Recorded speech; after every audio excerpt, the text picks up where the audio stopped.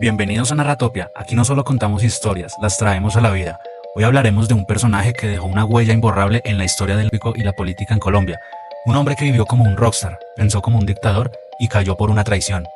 Carlos Leder no fue un simple criminal, fue un visionario dentro del crimen organizado. Un hombre que quiso desafiar a naciones enteras, que creó su propio mini-estado en una isla privada. Un hombre que soñó con ser presidente, pero terminó traicionado, humillado y olvidado.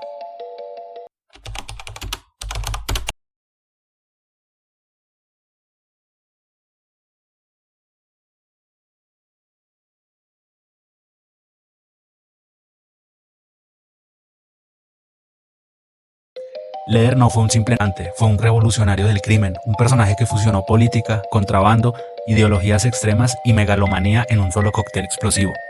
Carlos Leder nació en Armenia, Colombia, en el año 1949, pero su legado trascendió fronteras. Fue el cerebro detrás del uso de islas privadas como plataformas de tráfico, un visionario dentro del crimen organizado y un hombre que quiso jugar con fuego en la política. Pero también fue un soñador delirante que idolatraba a Adolfo Hitler. Se veía a sí mismo como un mesías y creía que podía desafiar a Estados Unidos. Subió al poder con inteligencia y violencia, pero cayó con la misma rapidez con la que construyó su imperio. Su historia es la de un hombre que lo tuvo todo y lo perdió todo, o al menos eso es lo que nos han dicho. Después de décadas de exilio y silencio, un nombre volvió a resonar en Colombia. Carlos Leder ha regresado. Pasó años en prisión en Estados Unidos, luego fue liberado y exiliado en Alemania, un país con el que no tenía ninguna conexión real. Muchos pensaban que su historia había terminado ahí, que el hombre que desafió a naciones enteras se había convertido en un fantasma del pasado, pero ahora está de vuelta. ¿Con qué propósito? ¿Por qué después de tanto tiempo decide regresar a un país que una vez lo vio ascender y caer? Algunos dicen que está arruinado y solo busca vivir sus últimos años en su tierra natal. Otros creen que su historia aún no ha terminado. ¿Será posible que Leder tenga algo más que contar? Si quieres conocer toda la historia de este personaje y las múltiples facetas que lo convirtieron en una leyenda, quédate hasta el final del video. Y si te gustan este tipo de relatos profundos y documentados, suscríbete a Narratopia y activa las notificaciones, porque aquí contamos la historia como nadie más la cuenta. Para entender a Carlos Leder, primero hay que mirar dónde y cómo nació. Su historia comienza el 7 de septiembre de 1949 en Armenia, Quindío, una pequeña ciudad cafetera en el corazón de Colombia. Era hijo de un inmigrante alemán llamado Klaus Leder Rivas, un hombre de negocios que llegó a Colombia tras la Segunda Guerra Mundial, y de una mujer colombiana, Elena Rivas, quien provenía de una familia de clase media. Desde niño Leder vivió entre dos mundos, la disciplina y la mentalidad europea de su padre y la calidez y carácter fuerte de su madre. Esta combinación lo haría desarrollar una personalidad explosiva, marcada por la inteligencia, el ego y la rebeldía. Desde pequeño, Carlos Leder mostró una habilidad especial para los negocios. No le interesaba jugar como los demás niños de su edad, prefería observar a su padre en sus transacciones comerciales. Se dice que a los 10 años ya tenía su propio negocio informal, vendía dulces y cigarrillos a escondidas en la escuela, siempre buscando maneras de ganar dinero, pero había algo más en él. A diferencia de otros niños que soñaban con ser futbolistas o médicos, Leder tenía una obsesión con el poder y el dinero. En su casa escuchaba historias de la Alemania nazi, de cómo un solo hombre pudo transformar una nación entera con carisma y disciplina. Esto sembró en él una idea peligrosa. La grandeza se construye con audacia y las reglas están hechas para romperse. Si bien Carlos Leder creció con estabilidad económica, la relación en su hogar no era perfecta. Su padre Klaus era un hombre con un carácter fuerte y autoritario, que solía tratar a su familia con frialdad. Leder creció sintiendo que debía demostrarle algo a su padre, que tenía que ser más grande, más rico y más poderoso. Por otro lado, su madre Elena intentaba mantener la familia unida, pero era evidente que su hijo tenía un temperamento difícil de controlar. Se dice que desde joven tenía una mezcla de encanto y peligro, podía ser increíblemente carismático, pero también impulsivo y desafiante. A medida que crecía, la disciplina y las reglas dejaron de importarle. Para Leder, la vida era un juego donde solo ganaban los más astutos. La adolescencia de Leder estuvo marcada por una rápida transición de la astucia al crimen. Primero fueron pequeños robos, luego comenzó a vender fiestas y poco a poco se fue sumergiendo en el mundo de la delincuencia juvenil. Su familia intentó corregir su rumbo, pero era demasiado tarde. A los 15 años ya había decidido que la vida normal no era para él. Lo que quería era dinero, poder y respeto sin importar el precio. Y ese deseo lo llevaría muy lejos. Primero a Estados Unidos, luego al narcotráfico y eventualmente al corazón del cartel de Medellín. A finales de los años 60, Estados Unidos vivía un cambio social sin precedentes. La juventud se rebelaba contra el sistema. rechazaba el capitalismo y abrazaba el amor libre, la espiritualidad oriental y por supuesto Carlos Leder no aterrizó en Estados Unidos como un ante ni como un mafioso. Su llegada fue parte de un viaje que muchos jóvenes latinoamericanos hacían en esa época, la búsqueda de nuevas oportunidades, pero en su caso la aventura no lo llevaría al sueño americano, sino al mundo del crimen. A mediados de los años 60, su familia, preocupada por su conducta rebelde y sus primeros delitos menores en Colombia, decidió enviarlo a Estados Unidos para estudiar y reformarse. Este era un método común entre familias acomodadas en América Latina: enviar a los hijos problemáticos a Estados Unidos para que aprendieran disciplina y se alejaran de malas influencias. Leder llegó a Nueva York a finales de los años 60, en plena efervescencia del movimiento hippie, la contracultura y la revolución social. Era la época del amor libre, las protestas contra la guerra de Vietnam y la expansión del consumo recreativas. Al principio, su vida en Estados Unidos parecía la de cualquier inmigrante joven. Se inscribió en Ann Arbor Huron High School en Michigan, donde supuestamente debía completar sus estudios, pero la realidad era muy diferente. Leder no tenía interés en la educación tradicional, sino en los negocios pasó de ser un adolescente problemático en Colombia a convertirse en un hippie, rockero y estafador en Estados Unidos. Pero mientras muchos de los jóvenes de la época usaban droga como parte de su filosofía de vida, Leder tenía otra idea: las eran un negocio. Carlos Leder se sumergió de lleno en la cultura hippie, se dejó crecer el cabello, usaba ropa de colores llamativos y se rodeó de jóvenes que predicaban la paz, el amor y la libertad. Pero mientras otros hablaban de cambiar el mundo con arte y música, Leder veía otra oportunidad. En los años 60 y 70, la marihuana era el símbolo de la rebelión juvenil.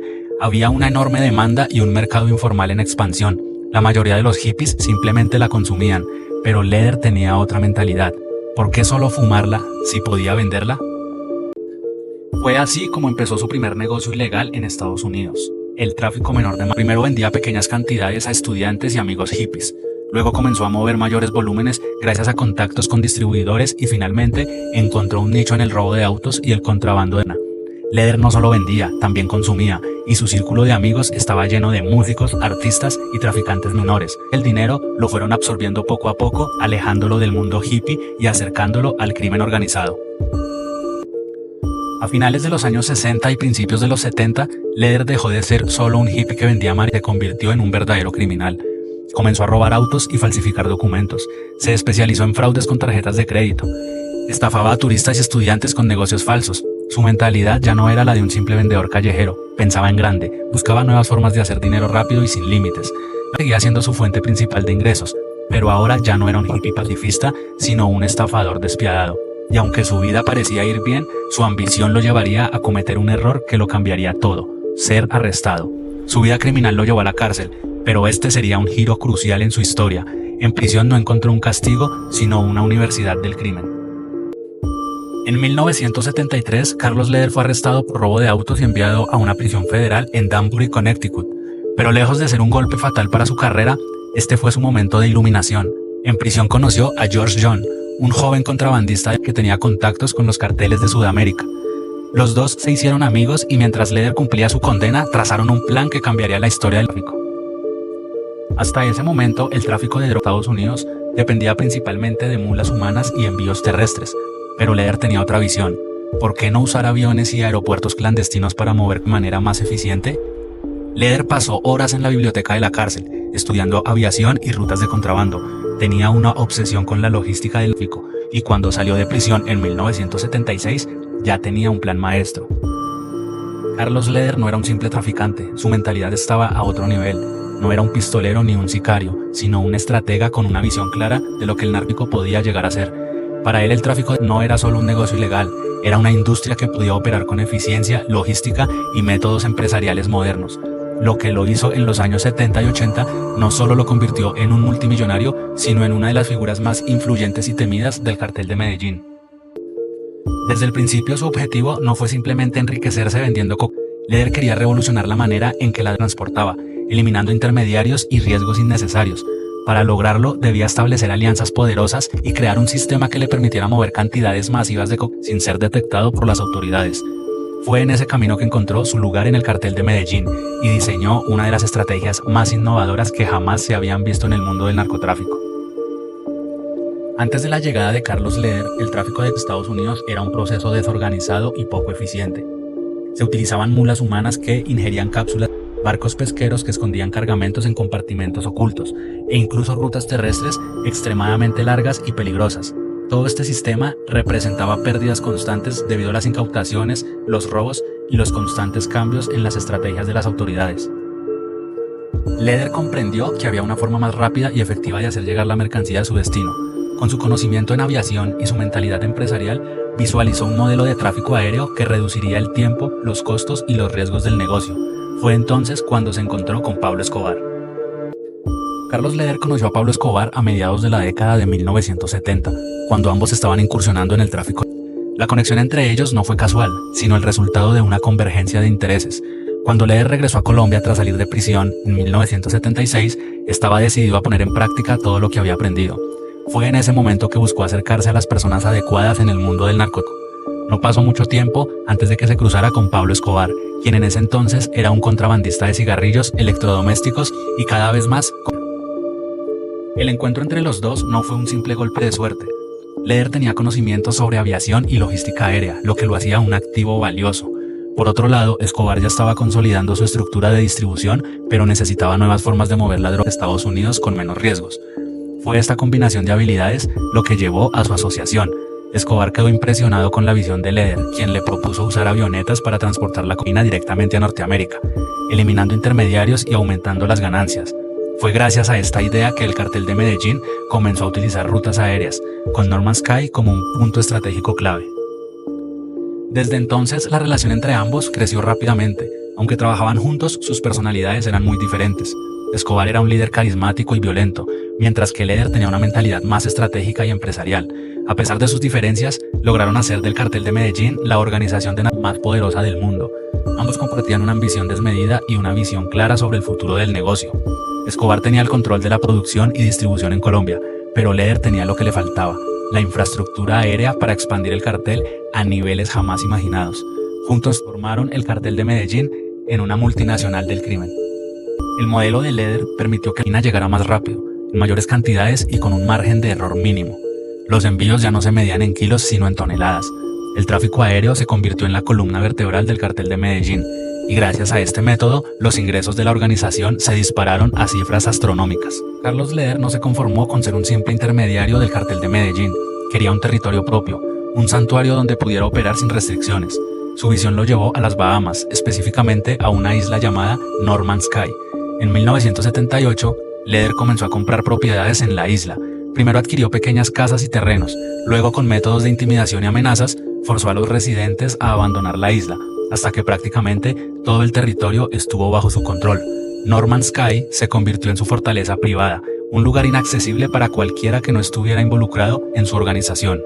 La isla tenía una pista de aterrizaje que bajo su supervisión fue ampliada para recibir aviones de carga con grandes cantidades. Se construyeron muelles para facilitar la llegada de embarcaciones y se estableció un sistema de seguridad impenetrable con guardias armados patrullando las costas y los alrededores de la isla. Desde Norman Sky, Leder organizó un sistema de distribución aérea que revolucionó el tráfico. Los aviones partían desde Colombia con cientos de kilos aterrizaban en la isla para organizar la mercancía y luego pequeñas avionetas se encargaban de transportarla directamente a Estados Unidos. Evitando los controles fronterizos más estrictos, la velocidad y la discreción del método lo hicieron prácticamente indetectable durante años. La isla no solo funcionaba como un centro de operaciones, sino que también se convirtió en un lugar de excesos y lujo desmedido. Leder organizaba fiestas con mujeres, alcohol y a las que asistían figuras influyentes del crimen organizado e incluso empresarios y políticos corruptos. Norman Sky era un paraíso intocable, donde las leyes no existían y el dinero compraba cualquier tipo de silencio. Se ha especulado que rockstars de la época, especialmente aquellos con inclinaciones hacia el consumo, pudieron haber asistido a las fiestas excesivas de hasta una semana en la isla. Carlos Leder era un gran admirador de John Lennon y de la contracultura de los años 60 y 70. Su fascinación por el ex-Beatle iba más allá de la música. Veía en Lennon un símbolo de rebelión contra el sistema y una figura antisistema que de cierta manera coincidía con su propia visión del mundo. Uno de los gestos más llamativos de Leder en honor a Lennon fue su intento de rebautizar el aeropuerto de Medellín como Aeropuerto Internacional John Lennon. Esto no solo reflejaba su admiración, sino que también buscaba desafiar a las autoridades y promover su imagen como una especie de rockstar del narco. Sin embargo, su propuesta no fue tomada en serio y nunca se concretó. Leder, con su mentalidad extravagante y obsesión por la cultura pop, incorporó el estilo de Lennon en su propia estética. En entrevistas y apariciones públicas se le podía ver con atuendos inspirados en la moda hippie, con gafas redondas similares a las de Lennon y un discurso que combinaba ideologías libertarias con su propia agenda criminal. Carlos Leder era una mezcla de ideologías y modelos a seguir que parecían contradictorios, pero que en su mente encajaban en una narrativa de poder, rebeldía y grandeza. Su ideología se inspiraba en figuras como Adolfo Hitler, John Lennon, Howard Hughes, quien era un magnate de la aviación y el cine, Ernesto el Che Guevara y Al Capone, entre otros. A diferencia de otros narcos que solo pensaban en acumular dinero y vivir rodeados de lujos, Carlos Leder tenía una visión mucho más ambiciosa. No veía la lana simplemente como una droga, sino como un producto de exportación con un mercado multimillonario. Su forma de pensar lo llevó a ver el narco como una industria que podía operar con los mismos principios que cualquier otra empresa exitosa. Leder comparaba el negocio con la venta de alcohol durante la ley seca en Estados Unidos.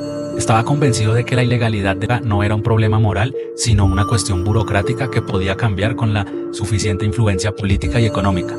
Su intención no era solo controlar el tráfico, sino convertirla en una mercancía legal, regulada por el Estado y distribuida abiertamente como cualquier otro producto. Pensando en grande, Leder comenzó a desarrollar ideas para expandir su imperio más allá del narco. Se planteó la creación de una aerolínea propia que transportara la sin depender de intermediarios, y soñaba con fundar bancos que facilitaran el lavado de dinero sin tener que recurrir a estructuras clandestinas. Incluso llegó a financiar movimientos políticos en Colombia con la esperanza de tener un control directo sobre la legislación del país.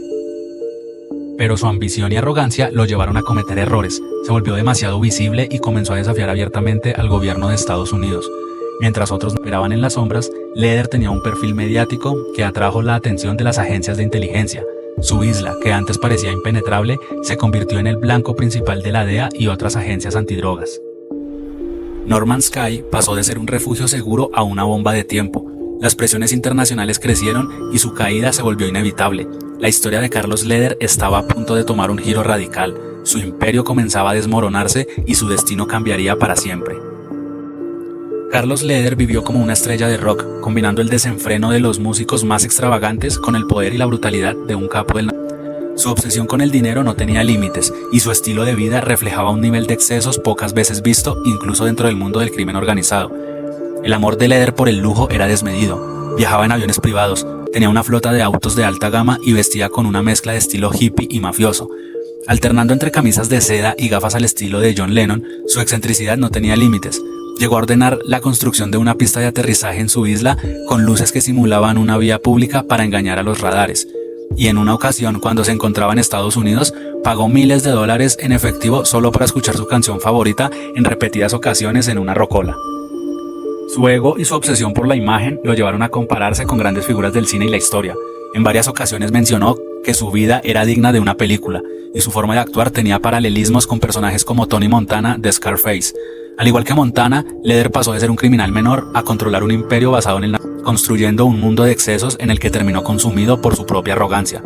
Sin embargo, a diferencia del personaje de ficción, Leder tenía una visión más política y aspiraba a convertirse en una figura histórica real, lo que lo llevó a cometer errores que acelerarían su caída.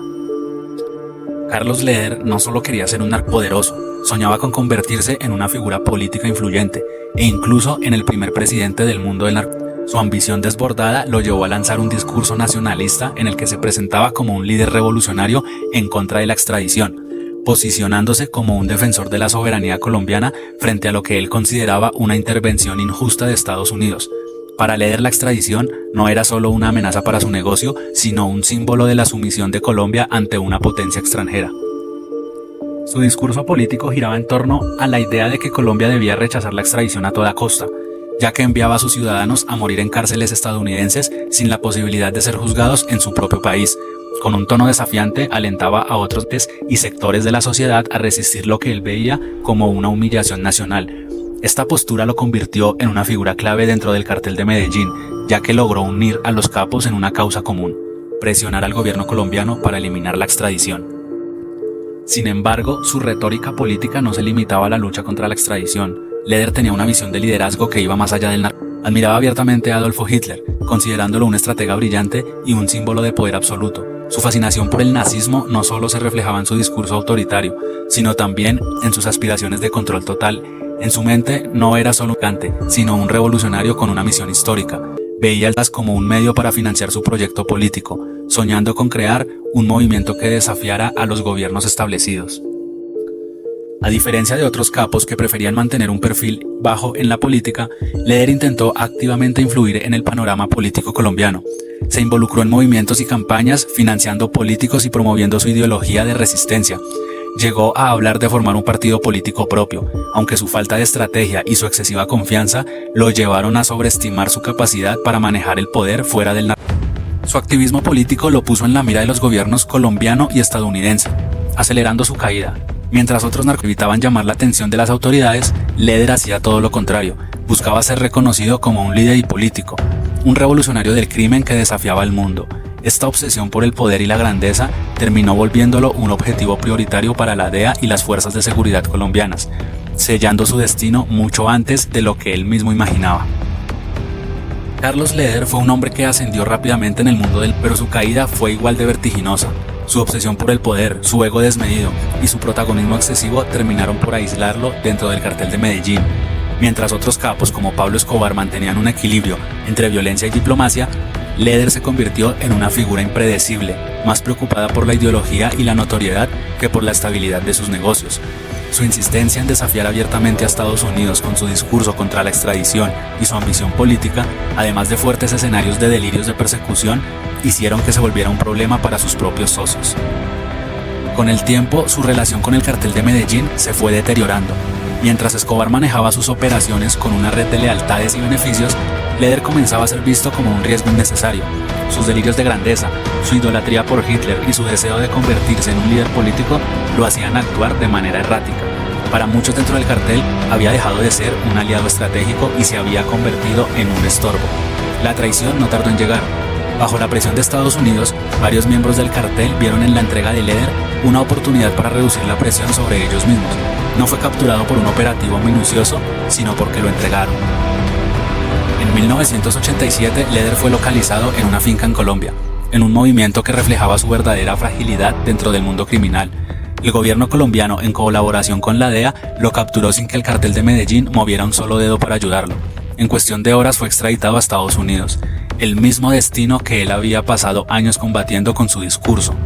Para los colombianos, esto fue una advertencia. Ni siquiera alguien con el poder y la influencia de Leder podía escapar de la justicia estadounidense. Sobre los motivos de su traición se cuentan muchas leyendas y mitos, desde los que dicen que fue por su actitud delirante hasta los que dicen que fue por una discusión con Pablo Escobar que inició con la muerte de un trabajador de Escobar a manos de Leder. Ya en Estados Unidos enfrentó un proceso judicial en el que le imputaron cargos por tráfico, lavado de dinero y crimen organizado. Su condena inicial fue de cadena perpetua más 135 años de prisión, lo que lo convertía en uno de los narcos con la sentencia más severa de la historia. Sin embargo, Leder tenía una carta bajo la manga: su conocimiento sobre la corrupción en América Latina y su relación con figuras de alto nivel. En un giro inesperado, Leder se convirtió en testigo clave en el juicio contra el dictador panameño Manuel Noriega. Su testimonio ayudó a la fiscalía estadounidense a probar los vínculos de Noriega con el narcotráfico, lo que llevó a la condena del ex líder panameño en 1992. A cambio de su colaboración, la pena de Leder fue reducida drásticamente, y aunque pasó décadas en prisión, su condena ya no era la cadena perpetua que originalmente se le había impuesto. Durante su encarcelamiento, Leder pasó de ser el narcéntrico y ostentoso a un hombre más reservado y aislado. Su influencia disminuyó y con el paso de los años se convirtió en una figura casi olvidada dentro del mundo del crimen. Sin embargo, su historia siguió siendo un símbolo de la era dorada del narcotráfico, un recordatorio de cómo la ambición descontrolada y la necesidad de protagonismo pueden llevar incluso al más poderoso a su ruina. Cuando Carlos Leder fue liberado de prisión en Estados Unidos, no regresó inmediatamente a Colombia. En lugar de eso, fue trasladado a Alemania, el país de origen de su padre, bajo una aparente condición de asilo o protección. Su salida de la cárcel no fue pública ni mediática. En un momento estaba cumpliendo condena y al siguiente había desaparecido del radar.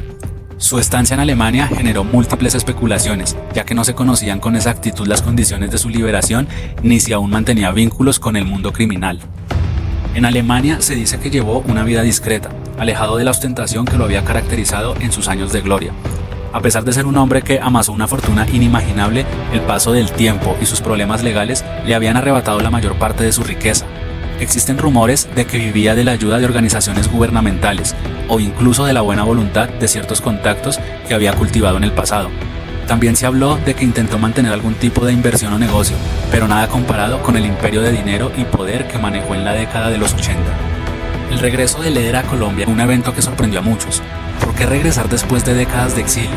Para algunos esto representaba el cierre de un ciclo, el retorno de un hombre que alguna vez desafió al sistema y terminó siendo derrotado. Para otros, su regreso planteaba preguntas incómodas sobre su rol en la actualidad. ¿Volvía como un hombre acabado sin dinero ni poder? ¿O aún tenía conexiones, influencia y algo que ofrecer al mundo del crimen? Su regreso, más que una simple anécdota, se convirtió en un tema de interés nacional, reabriendo el debate sobre su legado y el impacto que tuvo en la historia del narco. Hoy Leder es una sombra de lo que fue, ya no es el magnate de Norman Sky, ni el hombre que soñó con ser el presidente del narcotráfico. Su tiempo pasó y el mundo del crimen se adaptó a nuevas reglas, nuevas generaciones y nuevas estructuras de poder. Sin embargo, su nombre sigue resonando como uno de los primeros en llevar el narco a una escala empresarial, con una mentalidad expansiva que sentó las bases para el futuro de los carteles. Aquí te dejo un pequeño top de datos curiosos sobre este personaje.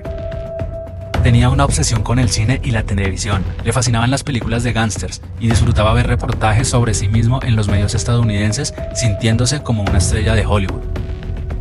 Su padre fue un inmigrante alemán. Wilhelm Leder, su padre, llegó a Colombia tras la Segunda Guerra Mundial y abrió un próspero negocio de repuestos de automóviles en Armenia. Era un piloto experto. Antes de convertirse en capo, estudió aviación y aprendió a volar, lo que le permitió entender la logística del aéreo. Encarcelado en Estados Unidos. Estuvo encarcelado en Estados Unidos junto a terroristas y criminales de alto perfil. Durante su tiempo en prisión, compartió instalaciones con algunos de los criminales más peligrosos del mundo, incluidos miembros de Al Qaeda. Inspiró la creación de personajes en Hollywood. Su estilo de vida influyó en la construcción de personajes en películas y series sobre el narcotráfico, incluyendo referencias en Scarface y Narcos. Fue el primer narco extraditado desde Colombia a Estados Unidos. Su captura marcó un hito en la historia del narcotráfico, pues ningún capo había sido enviado a enfrentar la justicia estadounidense antes que él. Su fortuna superó los $1.000 millones. En su apogeo, Leder acumuló una riqueza descomunal, con propiedades, autos de lujo y cuentas bancarias en varios países. ¿Es Carlos Leder un mito o una realidad? Para muchos es un hombre acabado, una figura del pasado cuyo tiempo terminó con su captura. Para otros, su regreso a Colombia aún deja abierta la posibilidad de que, de alguna forma, tenga un papel en la actualidad. Si bien su poder de antaño ya no existe, su historia sigue siendo un reflejo de una época en la que el crimen y la política se entrelazaron de una manera que cambió la historia del país. ¿Y tú qué piensas de esta historia? ¿Qué teoría sobre toda esta historia es la que más te convence? Déjamelo saber en los comentarios. Si te gustó este video, no olvides dejar tu like y suscribirte al canal para no perderte futuras historias. También puedes dejarme ideas en los comentarios para futuros videos. Sin más que decir, nos vemos en el siguiente video.